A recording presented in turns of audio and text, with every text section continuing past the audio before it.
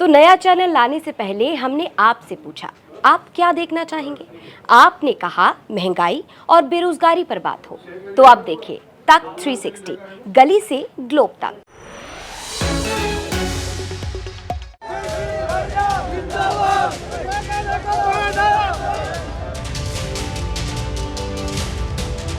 मैं अपने हिंदू परिवारों को ताकतवर बनाना चाहता हूं। मेरी क्या गलती है?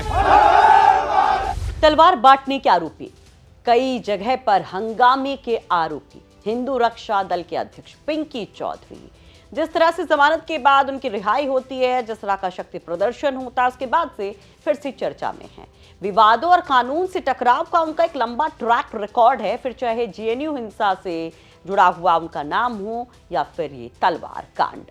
तो आज चर्चा में हम बात करेंगे हिंदू रक्षा दल के अध्यक्ष पिंकी चौधरी की और बताएंगे पिंकी चौधरी का इतिहास। नमस्कार, आप देख रहे हैं चर्चा में और आपके साथ मैं हूं सुषमा।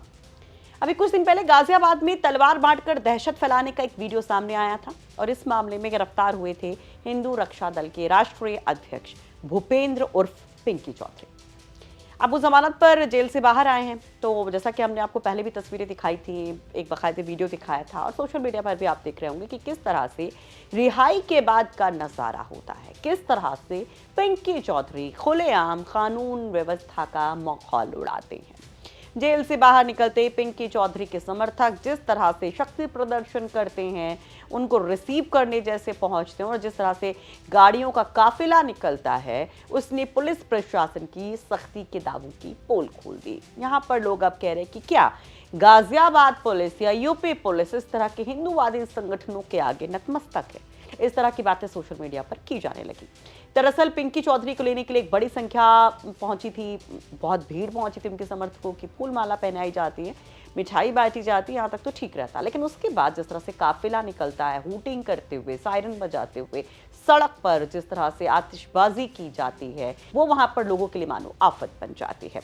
तो चर्चा में फिर से पिंकी चौधरी आ गए। लेकिन पिंकी चौधरी, अगर इनकी हम बात करें तो ये अभी कुछ दिन पहले 29 दिसंबर, आपको याद होगा 29 दिसंबर को जिस तरीके से गाजियाबाद के शालीमार गार्डन इलाके में हिंदू रक्षा दल के ऑफिस पर तलवारें बांटी गई थी, वहीं से बहुत ज़्यादा चर्चा में इन दिनों बने हुए हैं, क्योंकि इतना बड़ा कांड होता है। उसके बाद इसकी जिम्मेदारी खुद पिंकी चौधरी लेते हैं और कहते हैं कि दरअसल वो तो सनातन की रक्षा के लिए सब कुछ कर रहे हैं, वो तो हिंदू भाई बहनों की सुरक्षा के लिए सब कुछ कर रहे हैं। और उसके बाद जब सोशल मीडिया पर इस तरह की वीडियोस वायरल होते हैं तो पुलिस पर एक प्रेशर होता है, 10 लोगों को पुलिस तुरंत गिरफ्तार करती है और कई लोगों को नामजद किया जाता है, से पिंकी चौधरी भी होते हैं और बाद में पिंकी चौधरी फरार हो जाते। कई दिन लग जाते हैं पुलिस को पिंकी चौधरी को गिरफ्तार करने में। इसको लेकर भी सोशल मीडिया पर कई सवाल पूछे जाते हैं कि बार बार इस फरारी के बीच पिंकी चौधरी किस तरह से वीडियोस जारी कर रहा है। वो बार बार ये कह रहे हैं कि जो किया वो बिल्कुल सही किया, आगे भी ऐसा करते रहेंगे। तो क्या ये पुलिस को सीधी चुनौती नहीं है? जो ये कहते हैं कि हमारे लोगों को आपने पकड़ा, उठा लिया, गिरफ्तार कर लिया, इसका अंजाम भी भुगतना होगा। इस तरह की जो वो बातें कह रहे थे, उसकी वजह से कहा गया कि खुल्लम खुल्ला हिंदू रक्षा दल के नाम पर ये जो है लोगों को डरा रहे, धमका रहे। हालांकि बाद में इनके ऊपर गुंडा एक्ट की कार्रवाई चलती है। पूरा विवाद हम आपको बता रहे थे रिसेंट वाला, लेकिन जब आप इनसे जुड़े पूरे प्रोफाइल को देखेंगे, इनसे जुड़े तमाम विवादों को देखेंगे तो एक लंबी फेहरिस्त दिखाई देगी। तो चलिए पिंकी चौधरी के बारे में आपको बताते हैं। पिंकी चौधरी का असल नाम भूपेंद्र चौधरी है। पिंकी चौधरी गाजियाबाद के शालीमार गार्डन इलाके में रहते हैं और इन्होंने ही हिंदू रक्षा दल बनाया। 2013 में हिंदू रक्षा दल नाम का यह संगठन बना था और संगठन ये दावा करता है कि दिल्ली एनसीआर में उनके लाखों कार्यकर्ता हैं।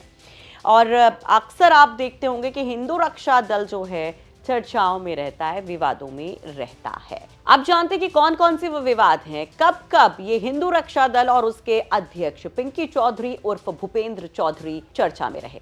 तो पिंकी चौधरी कई बार विवादों में रहे और उनका एक लंबा आपराधिक और हिंसक घटनाओं से जुड़ा इतिहास है। आपको याद होगा कि किस तरह से 2020 की यही सर्द मौसम था, यही सर्द शुरुआत थी, जब जेएनयू में एकदम से तोड़फोड़ होती है, मारपीट होती है, जमकर सियासी बयानबाजी होती है और मानो की सियासत गर्मा जाती है। सवाल उठते हैं और उसके पीछे होता है हिंदू रक्षा दल। वहां पर छात्रों के साथ मारपीट का जो मामला सामने आया था, तोड़फोड़ जो हुई थी, उसमें पिंकी चौधरी का नाम सामने आया था। फीस बढ़ोतरी को लेकर यहां पर हॉस्टल में पूरा विवाद हुआ था। जम करके हिंसा यहां पर की गई थी हिंदू रक्षा दल की तरफ से, पिंकी चौधरी और उनके समर्थकों की तरफ से।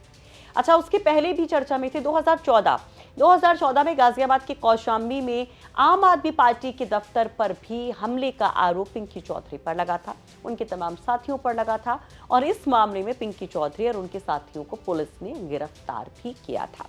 एक और जो बहुत बड़ा मामला था जिसने पूरी सियासी उबाल को ला दिया था, दिल्ली के पूर्व मुख्यमंत्री अरविंद केजरीवाल से जुड़ा हुआ है, जब उनके ऊपर कथित हमले की कोशिश और झुग्गियों में रहने वाले लोगों को रोहिंग्या बताकर तोड़फोड़ और मारपीट की गई थी और इस मामले में भी पिंकी चौधरी का नाम आया था और उनके खिलाफ एफआईआर दर्ज हुई थी।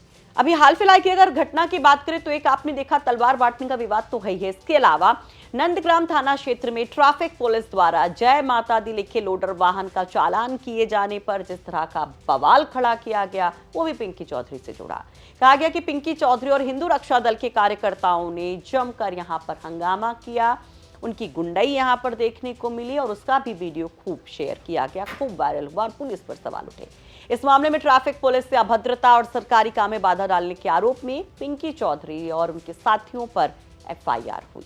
लेकिन जिस तरह से अब ये तमाम मामले सामने हैं, चर्चा में पिंकी चौधरी हैं और जिस तरह का तलवार कांड सामने आया, डीसीपी ट्रांस हिंडन जिस पर निमिष पाटिल ये कहते हैं कि पिंकी चौधरी के खिलाफ गुंडा एक्ट के तहत कार्रवाई के लिए रिपोर्ट भेजी गई है और यहाँ पर सख्ती की बात कही जाती है, लेकिन उसके बावजूद जमानत पर छूटे पिंकी चौधरी जिस तरह से अपना शक्ति प्रदर्शन करते हैं, उनके तमाम समर्थक जिस तरह की हुड़दंग करते हैं, गुंडाई करते हैं, सड़क पर जश्न मनाया जाता है, उसे ये सवाल फिर से खड़ा हो गया है कि क्या वाकई में ऐसे मामलों में सख्ती पुलिस करती है या सिर्फ कागजों पर ही ये कार्रवाई सीमित रहती है और क्यों इस तरह के संगठन इतने बेखौफ हो जाते हैं। इस पर अपनी राय जरूर रखिए।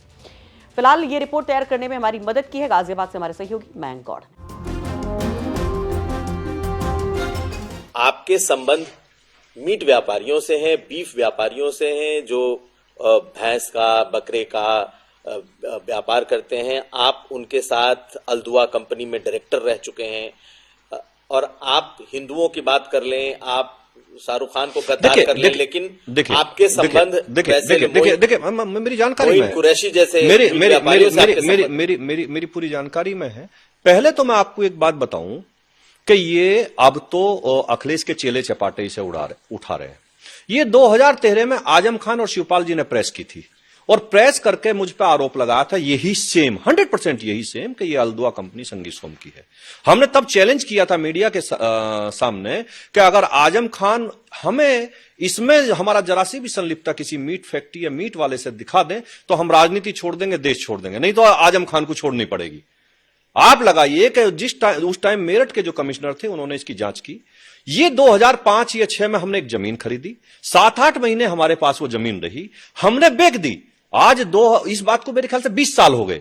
20 साल पहले हमने जमीन खरीदी और जमीन बेच दी। वो अल्दुआ कंपनी एक थी, उसके नाम थी, वो कोई मीट फैक्ट्री नहीं थी, एक कंपनी थी और वो कंपनी चिप्स बना, उसमें 150 ऐसे काम थे जो वो करेगी, ऐसा उसमें लिखा हुआ था। उसमें मीट पैकिंग का और उसका था। लेकिन किसी कंपनी की जमीन खरीदना और उसे बेच देना, और जब 2000 में हमने प्रेस के सामने वो बेचने के भी कागज दिए और खरीदने के भी दिए तो मीडिया ने के सामने आकर आजम खान कोई जवाब नहीं दे पाए, सरकार कोई जवाब नहीं, सपा की सरकार थी, कोई जवाब नहीं दे पाए। लेकिन आज अखिलेश यादव अब चेले चपाटों से उसे उठवाते रहे अपने से, तो केवल ये तो हिंदू की बात करने वालों को, लोगों को बदनाम करने वाली बात। के तौर पर आपका नाम हमने बताया ना कि कंपनी में 2005 में जमीन खरीदी, उसी कंपनी के नाम वो जमीन थी और 2006 में बेच दी। तो आप डायरेक्टर बन भी गए।